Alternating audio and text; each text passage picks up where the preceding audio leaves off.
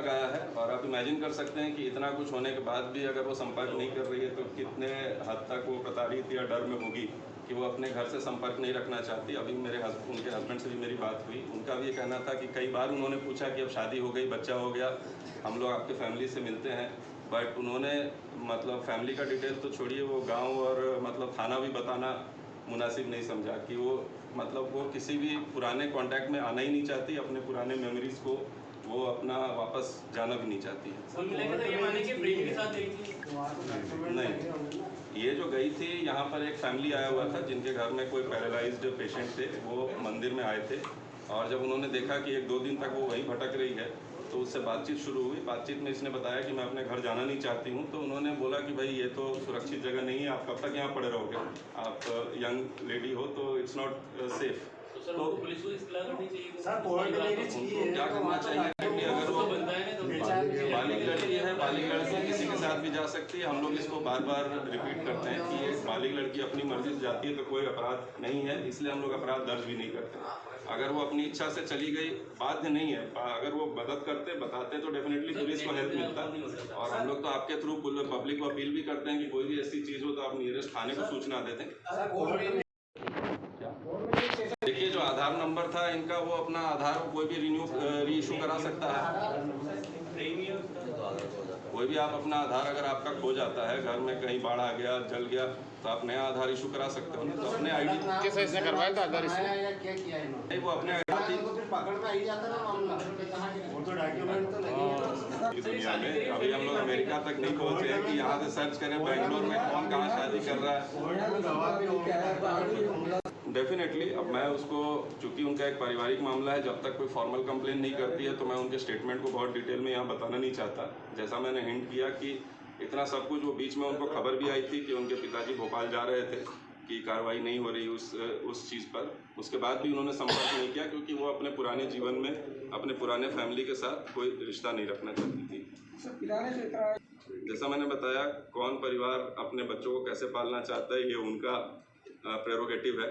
अगर बच्चा कंप्लेन करता है तब हम लोग उसको संज्ञान में लेंगे। अगर नेहा जोशी अगर कोई कंप्लेन करती है कि हमें किसी तरह से टॉर्चर किया गया तो डेफिनेटली हमारे लिए वो एक संज्ञान लेने लायक विषय होगा। बाकी जो परिवार के अंदर की चीज़ है हम लोग खुद से आगे जाकर उसमें अभी कोई करने की प्रयास में नहीं। यहाँ से चले गए थे, क्या परेशानी हुई?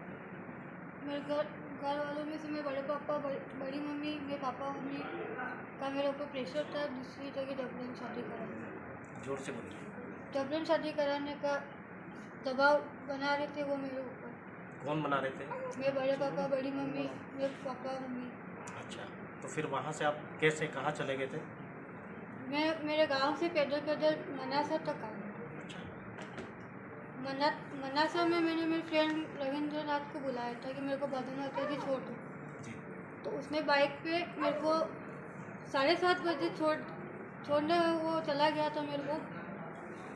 तो वहाँ उसने मेरे को सुरक्षित नहीं पाया तो उसने बोला कि मैं वापस तेरे को तेरे गांव में छोड़ दूँ। अच्छा।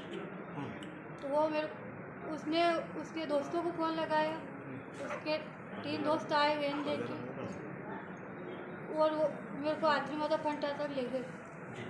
वहाँ पे उन्होंने मेरे को उतारा, तो वहाँ से मैं वहीं पे बैठ गई थी। मैंने बोला मेरे को आत्री माता नहीं जाना, मेरे को खतरा है वहाँ पे, टेबरन मेरी शादी करा देंगे वो, और मारने की धमकी भी दी थी उन्होंने मेरे को। अच्छा, तो ये आप फिर कैसे भादो माता कैसे पहुँचे? फिर रविंद्रनाथ ने ही मेरे को वापस भादो माता जी छोड़ा करीब 11 बजे। वो छोड़ के चला गया, उसके दोस्त भी सारे चले गए। रास्ते में मेरे साथ कोई गलत हरकत नहीं की। भादो माता में कितने दिन रहे आप?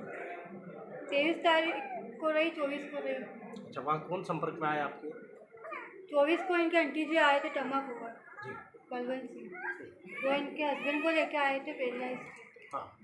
उनको मैंने सारी सिचुएशन बताई थी और उनसे बोला था कि मेरे माँ बाप नहीं है तो मैं आपके साथ में आपके घर चलना चाहती हूँ।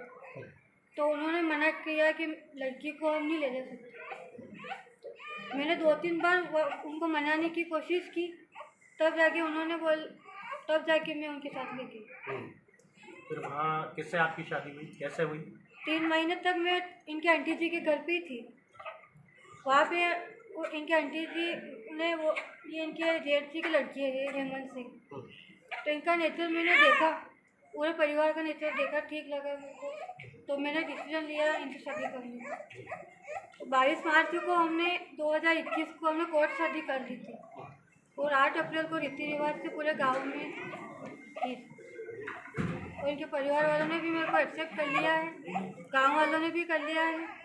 इनके परिवार में इनके यहाँ पे मेरे को कोई दिक्कत नहीं है और मैं इनके साथ में रहना चाहती हूँ। अभी खुश है आप? जी हाँ।